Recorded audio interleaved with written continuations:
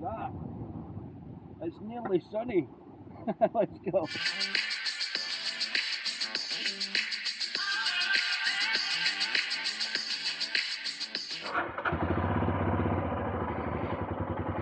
All right. Happy days.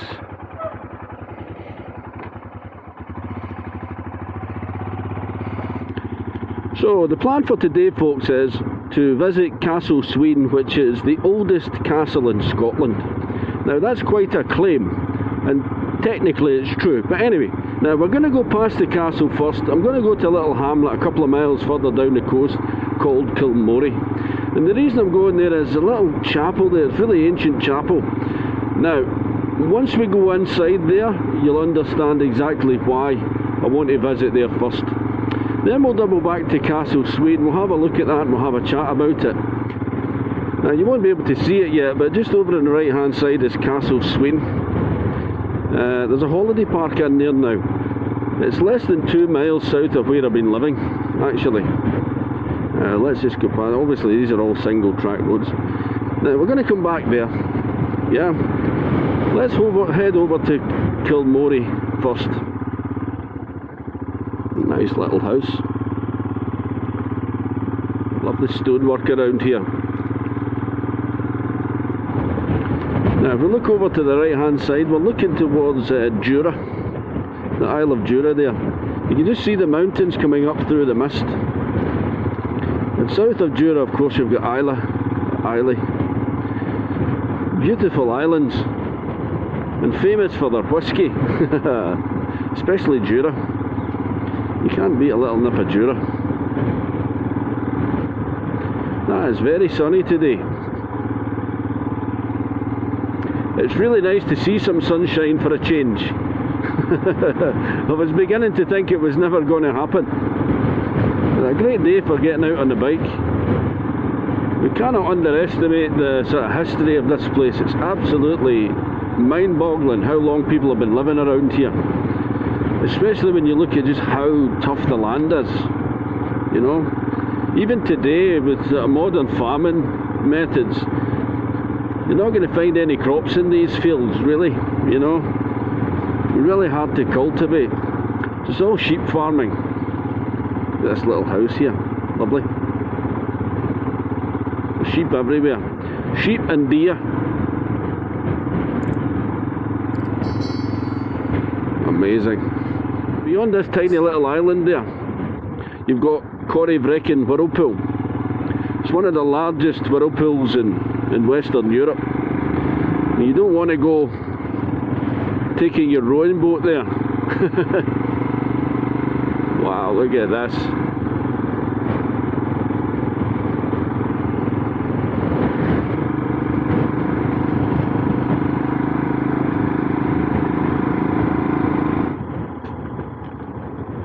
Look at this. There's Kilmory there.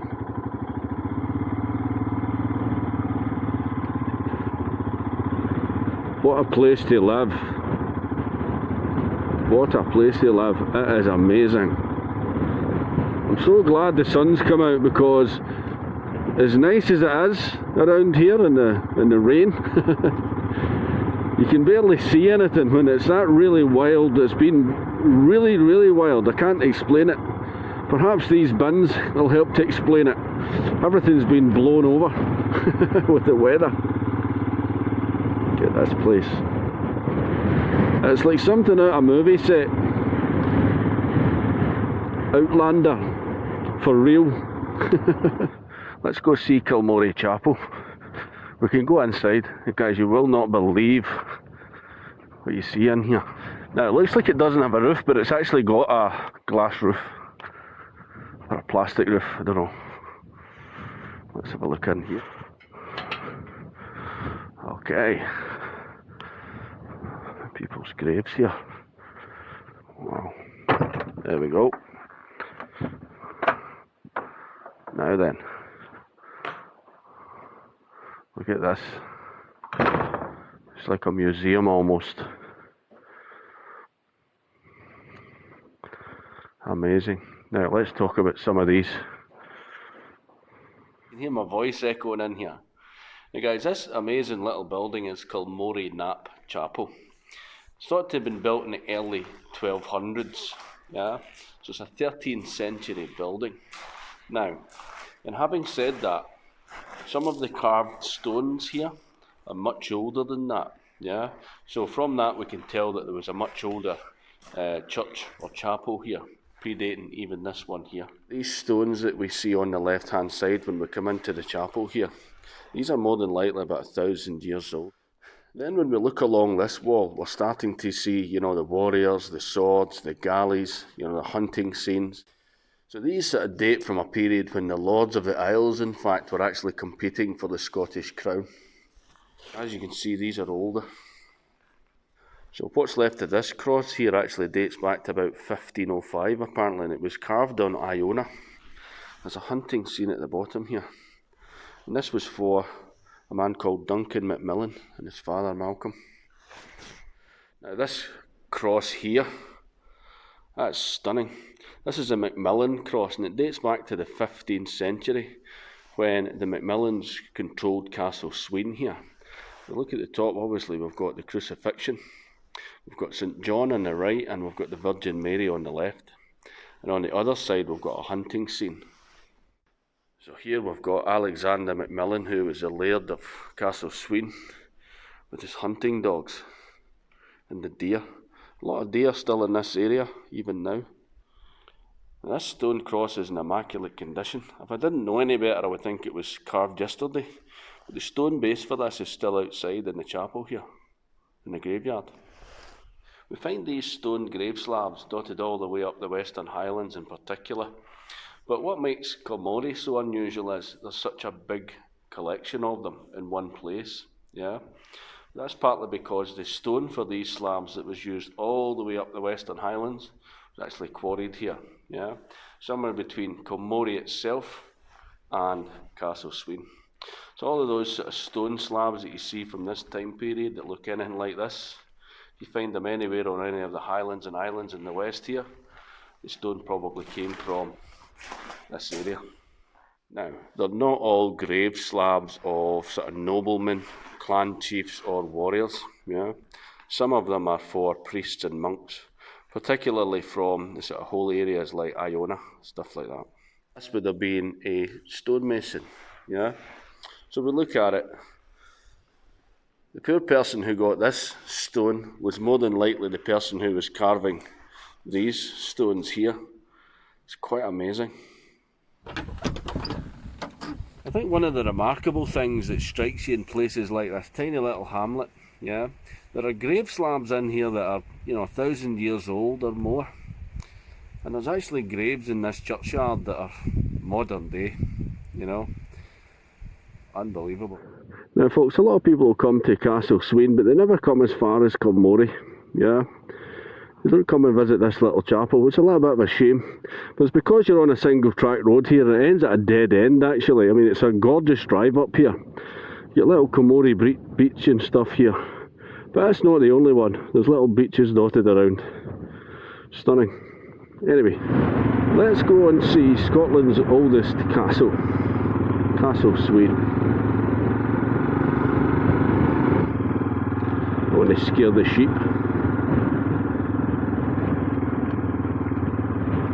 Amazing, huh?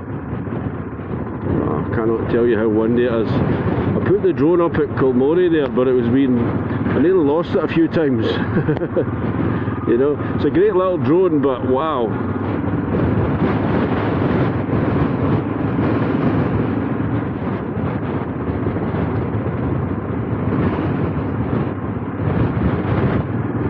This would have been a croft at some point.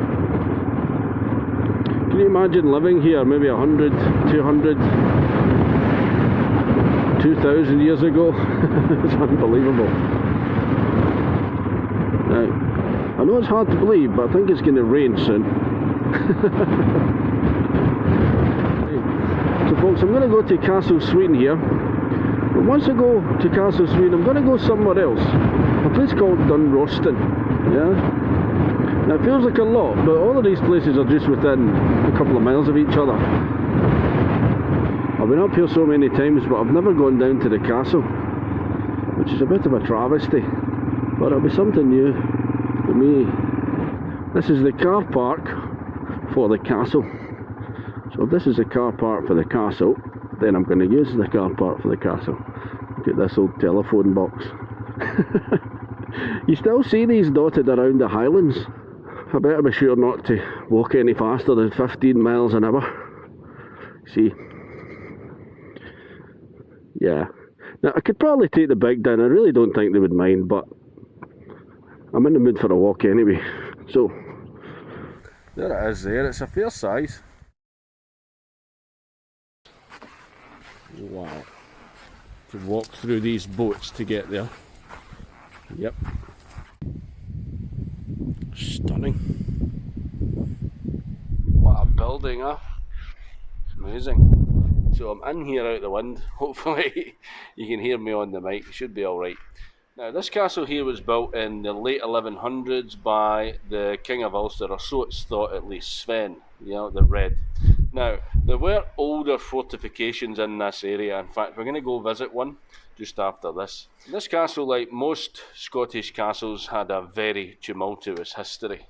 The McSweens who took control of this castle were descendants of that king, that Ulster king Sven. Yeah, but they actually lost control of the castle, I think it was about 1262, to the Stuarts, the Stuart clan of Menteith.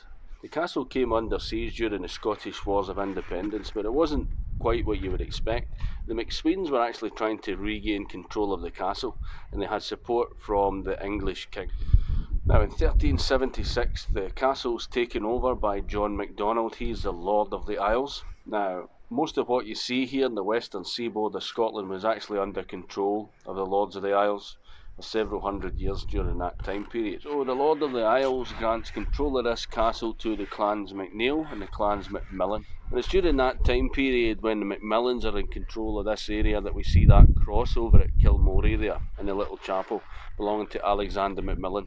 I believe that was dated, what, 1470, I think I said. So they controlled the castle up into the 15th century.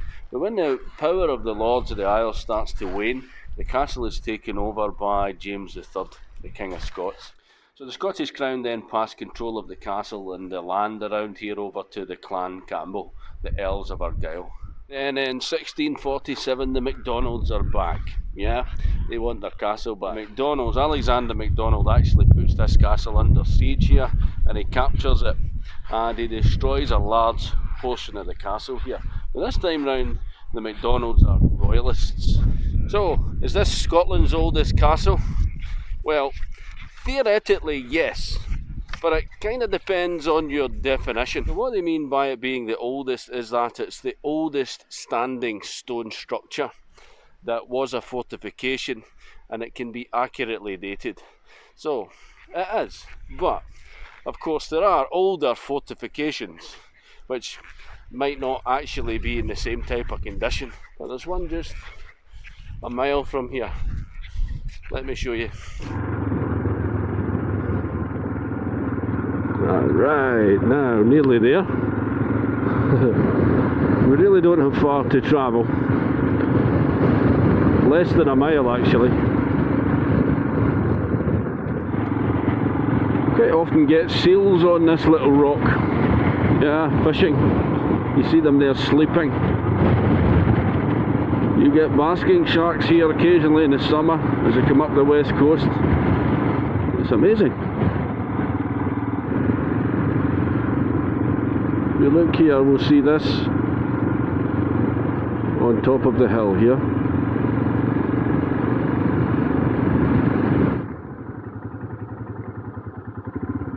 There we go, let's just sit here. Now, the eagle-eyed amongst you will notice that this is where I started from, yeah? Same black sheep. This is my brother's house here. Now the house sits on a farm called Dunrostan. Now Dun in Scotland means fort or castle, yeah? So we look just above the house here, to that hilly crag on top of the hill there. That's Dunrostan, or the Castle of Rostan. Now, as good as a Himalayan is, I'm not going to be able to get it up through that forest there, yeah?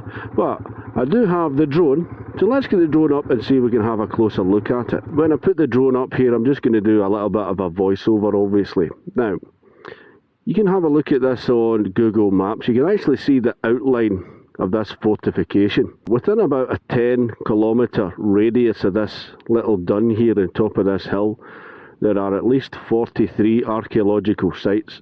Now, that's not including Kilmartin Glen, which is a few miles up the coast here. Now, if you look south from the dun here over the castle, you can see Castle Sween in the distance, and just beyond that you've got Kilmory, the little chapel where I was earlier. Now, who were these people? What do we know about them? Well, I think it's probable that these people were Dalriada or the Scotai who originated in this area. Of course, I don't know. Now, this is most likely at least an Iron Age dun, possibly even older than that. But that means it's likely to have been standing here before the Romans even arrived. So, when we talk about Scotland's oldest castle, yeah, clearly there are much older buildings than Castle Sween, as impressive as it is. So anyway, that's it for this one. I really hope you liked it. If you did, give me a thumbs up, subscribe down below, and maybe even hit that notification bell so you know the next time I upload a video to YouTube. I'll see you in the next one.